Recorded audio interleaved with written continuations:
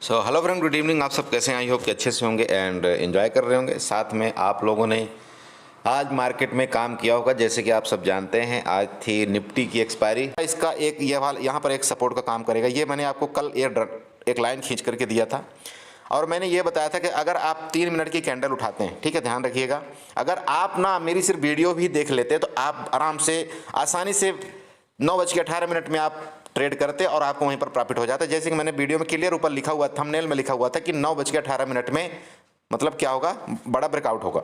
Breakout का मतलब यहाँ था, ये था, आप देखिए यहाँ पर अगर मैं 3 मिनट की कैंडल से यहाँ पर मैं लगा करके यहाँ पर दिखाता हूँ आपको। यहाँ पर मैं 3 मिनट की कैंडल में जाता हूँ। आप यहाँ पर देखिए, मैंने क्लियर ये बोला था कि जैसे ही सेकंड कैंडल, फर्स्ट कैंडल क्या होती है, मतलब अगर 9:15 में ओपन होती है, उसके बाद वो 9:18 में क्लोजिंग दे देती है। मैंने ये बताया था कि सेकंड कैंडल 9:18 की कैंडल का ब्रेकआउट जिस तरफ भी होगा उस तरफ आपको ट्रेड ले लेना है, ठीक है। मैंने क्लियर ये मैसेज दिखा था और ये भी बताया था कि अगर गैप अप मार्केट ओपन होती है तब तो 100% लेना है, ठीक है। तो गैप अप ओपन होने का मतलब ये हुआ कि आप यहाँ पर देख रहे होंगे कि ये जो हमने ट्रेंड लाइन बना करके यहाँ पर हॉरिजॉन्टल लाइन बनाया हुआ था इस जगह में, ठीक है, ये हॉरिजॉन्टल लाइन थी। आप वहाँ पर चेक कर सकते हैं, आपके चार्ट में ये नज़र आ जाएगी, ठीक है। मार्केट गैप अप ओपन होती है, एग्जैक्ट वही काम करती है जैसा कि आप सेकंड कैंडल देख रहे हैं। सेकंड कैंडल के जैसे ब्रेकआउट करती है, अगर आप सुबह सुबह कोई भी ट्रेड आप ले लेते, एट द मनी का, इन द मनी का, कुछ भी ले लेते, तो आपको ये आसानी से यहाँ पर आपको अच्छा खासा प्रॉफिट दे करके चली जाती। आपको दोबारा वहाँ पर घुसने की जरूरत नहीं थी। और अगर आपको यहाँ पर एक बार अगर इस जगह आप एंट्री करते, अगर यहाँ से लेकर के यहाँ तक आपको प्रॉफिट ये मार्केट दे जाती, जैसा कि मैंने बताया था कि 19,000 और 880 का हमारा टारगेट होगा अगर मार्केट जो है तो ऊपर जाती है, तो बताया था।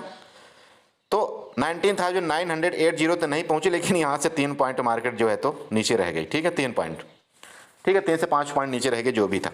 अगर मतलब यहाँ पर आप एंट्री करते, अगर आपको यहाँ से मान लीजिए 10 पॉइंट भी मिल जाता किसी ऑप्शन के प्रीमियम में, तो आपका ये था कि दिन भर का काम हो जाता। क्योंकि मैंने आपको बता रखा है कि आपने जितनी कैपिटल लगाया हुआ है, मान लीजिए आपने 5,000 रुपये लगाया हुआ है, तो यहाँ पर आपको 5,000 से आपको परसेंटेज वाइज आपको कैलकुलेशन करना है, सिंपल, कि 5,000 का अगर मेरा 10% होगा तो कितना होगा, तो 10% आपका सीधे से 500 रुपये हो जाता है।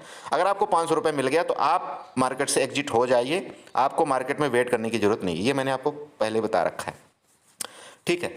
अब अगर मान लीजिए कि अगर आपका पहला ट्रेड यहाँ पर सही हो जाता, ठीक है, ध्यान रखिए, अगर आपका पहला ट्रेड यहाँ पर सही हो जाता तो पता है क्या होता, आपका ये जो जब इसने यहाँ पर ये जब यहाँ से रेजिस्टेंस लिया था ना, तब आप यहाँ चाहते तो आप दूसरा भी ट्रेड ले सकते थे।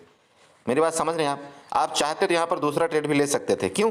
क्योंकि आपका पहला ट्रेड सही हो गया था, ठीक है।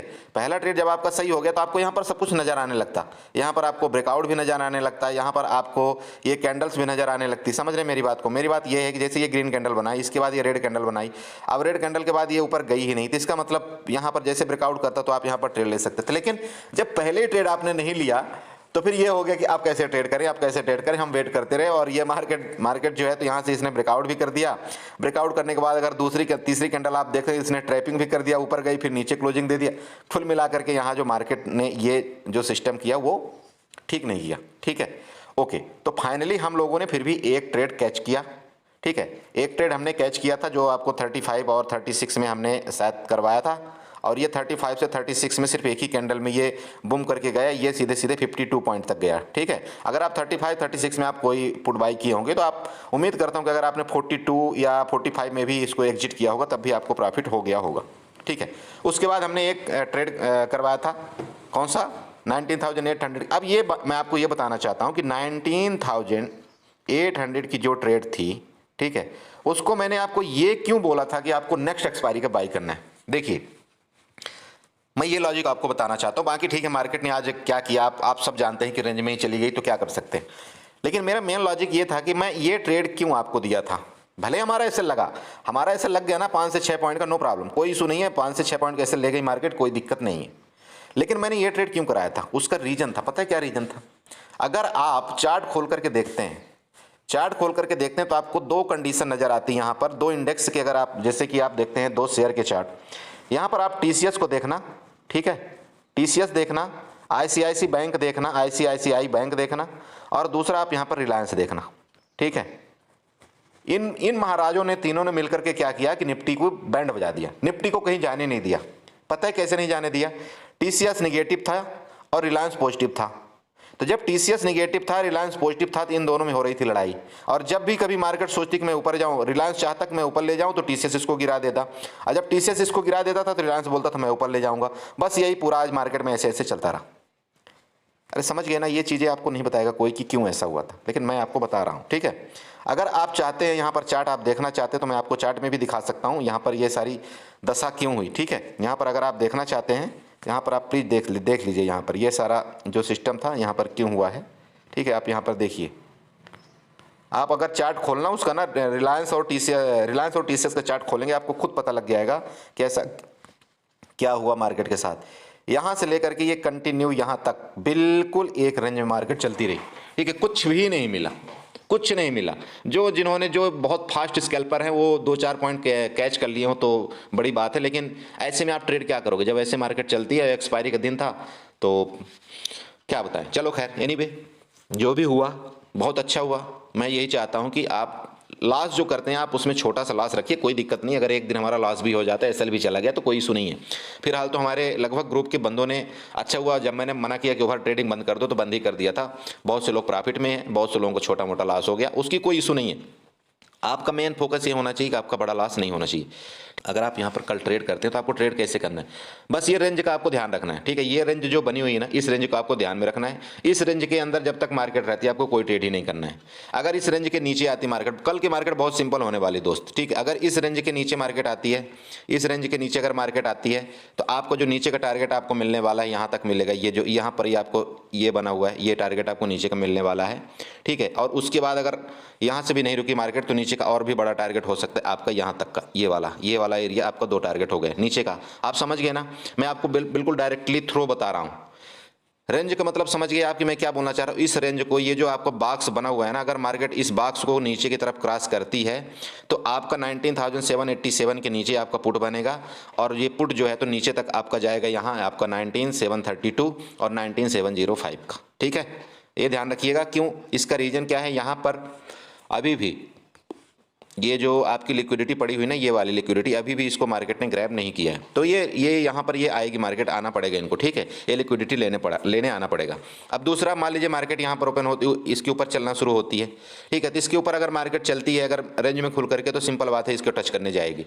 इसको टच करने क्यों जाएगी, अब बहुत से लोग बोलेंगे ना, इसीलिए वीडियो स्किप कर दिया होगा लोगों ने, बोला बकवास करता है, लेकिन अब मैं जो असली बात बताता हूँ आपको बताता हूँ। देखिए यहाँ पर मैं आपको एक चीज़ दिखाना चाहता हूँ, ठीक है। बहुत मज़े की बात बताऊँगा आपको, आप यकीन करिए बहुत मज़े की बात है। ये जो एक बिक बना हुआ है ना, ये इस कैंडल का आप ध्यान रखिए, इस कैंडल को, ठीक है। ये पता है कौन सी कैंडल होती है, ये ऑपरेटर की कैंडल होती है, ठीक है। ये ऑपरेटर कैंडल है, ध्यान रखना आज के बाद, ये ऑपरेटर कैंडल है, ठीक है। ये लोग क्या किए हैं, इस जगह में अपनी पोजीशन को बनाए हुए हैं, ठीक है। यहाँ पर अपनी पोजीशन को बनाए हुए हैं, यहाँ पर ये मार्केट को एक बार लेकर के जाएंगे, ये ध्यान रखिएगा। मैं दोबारा आपको बोल रहा हूँ, ये जो कैंडल बनी थी यहाँ से झिक से ऊपर गई थी, इसके बाद एक क्लोजिंग नीचे थी, यहाँ पर ये ऑपरेटर कैंडल हुई, मार्केट यहाँ तक जाएगी। तो अगर कल मार्केट इस जगह ओपन होकर के ऊपर जाना शुरू करती है तो आपको दोबारा टारगेट यहाँ होगा। इसके बाद ये टारगेट तो आपका पहला होगा, अगर इसके बाद ऊपर सस्टेन करके मार्केट ऊपर गई तो फिर कल वाला जो मैंने आपको टारगेट दिया था 19,1920 का, ये आपका कल का टारगेट ओपन होकर के आ रहा है। समझ गए भैया, क्लियर हो गया दोनों चीज़। आपको इस रेंज में अगर खुलती है, रेंज में खुल करके ऊपर जाती है तो आपको क्या करना है, नीचे जाती है तो क्या करना है। अब बहुत से लोग बोलेंगे, बोला सर ठीक है ये तो हो गया रेंज में खुलकर, गैप अप गैप डाउन का। अरे भैया गैप अप गैप डाउन का मैं बताता हूँ, सुनो। गैप अप गैप डाउन का मतलब ये हो गया, अगर इसके नीचे खुली 19,787 के नीचे खुली, ठीक है, तो ये गैप डाउन माना जाएगा। अब फंस जाएगी मार्केट इस रेंज में, किसमें, 19,787 और 19,732 के रेंज में।